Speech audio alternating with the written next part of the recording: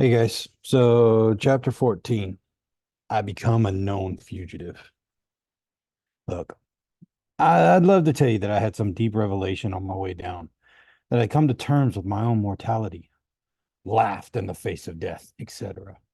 The truth, my only thought was, ah!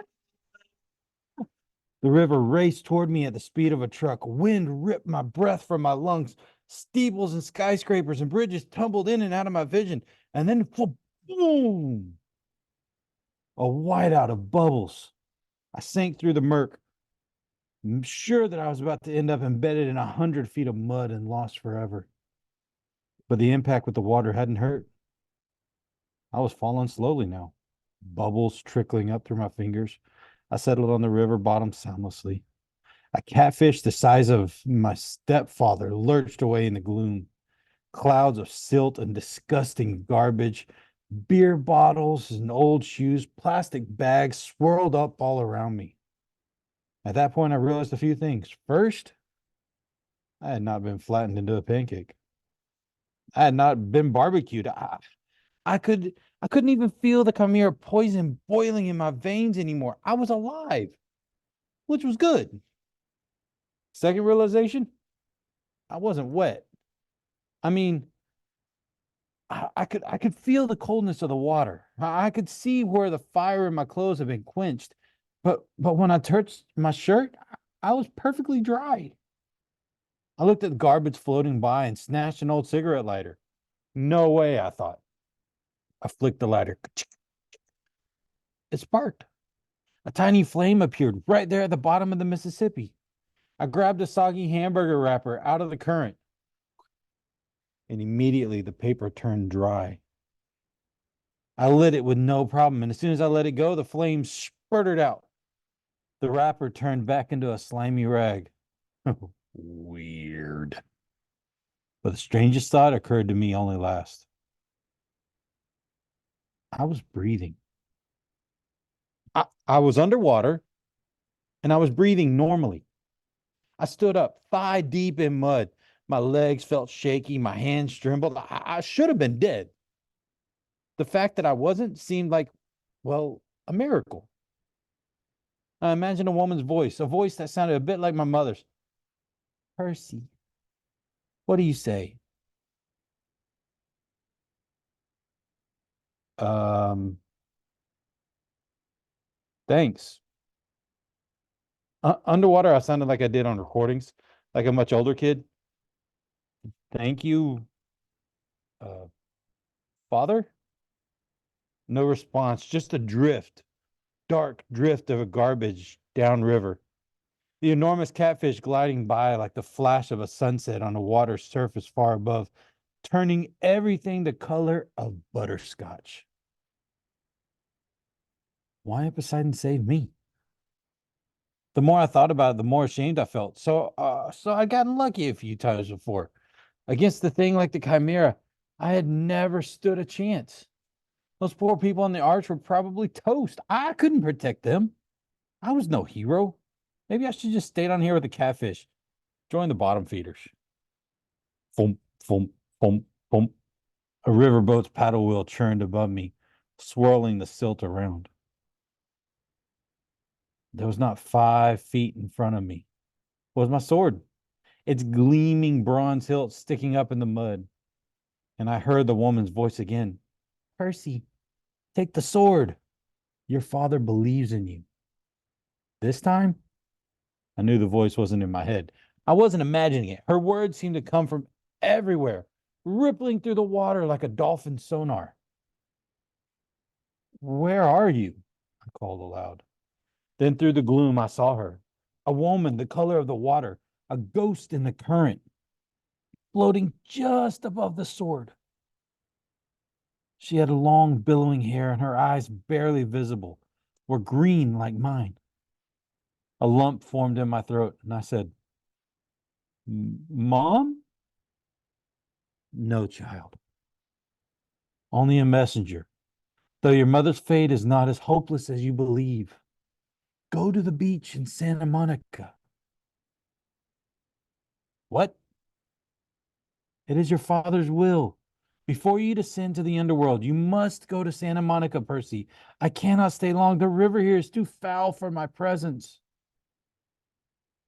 But I was sure this woman was my mother. Or a vision of her anyway. Who, how did, uh, there's so much I wanted to ask. The words jammed up in my throat. I cannot say, brave one, the woman said. She reached out and I felt the current brush in my face like a caress. You must go to Santa Monica. And Percy, do not trust the gifts. Her voice faded. Gifts? I asked. What gifts? Wait! She made one more attempt to speak, but the sound was gone.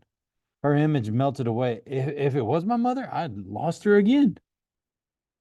I felt like drowning myself. The only problem was I was immune to drowning.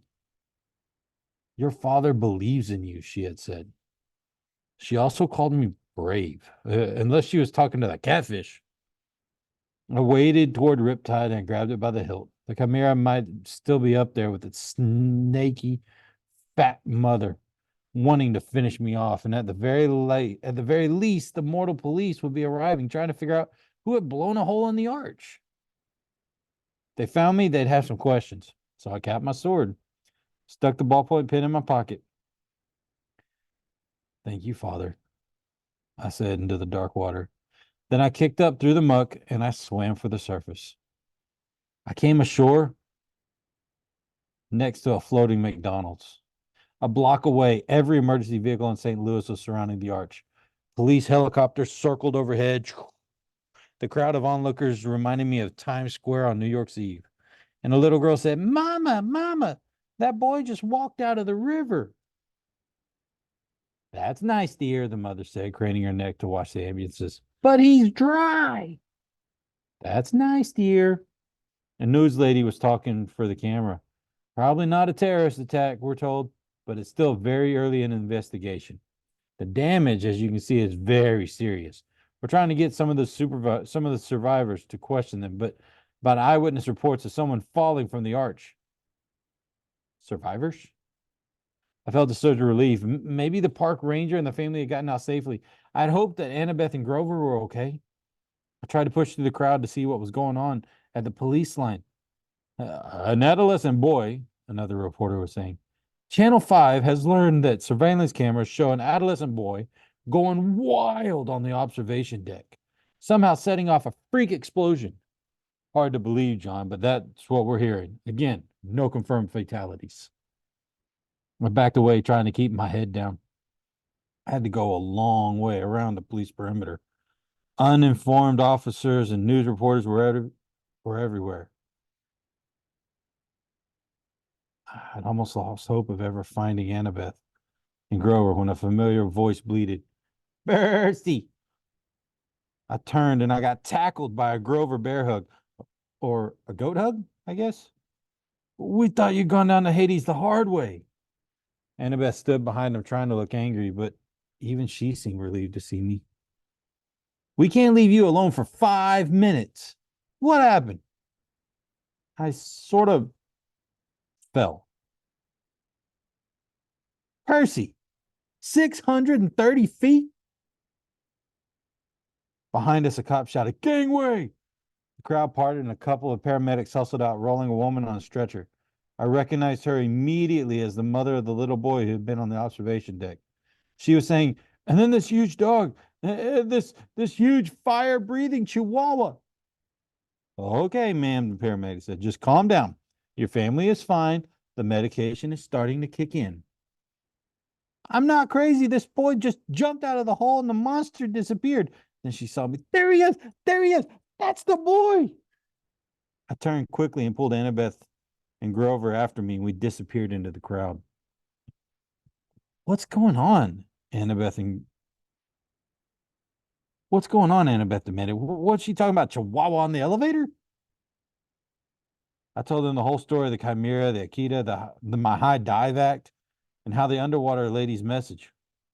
Whoa, said Grover. We got to get you to Santa Monica. You can't ignore a summons from your dad. before Annabeth could respond, we passed another reporter doing news breaks, and I almost froze in my tracks when he said, Percy Jackson, that's right, Dan.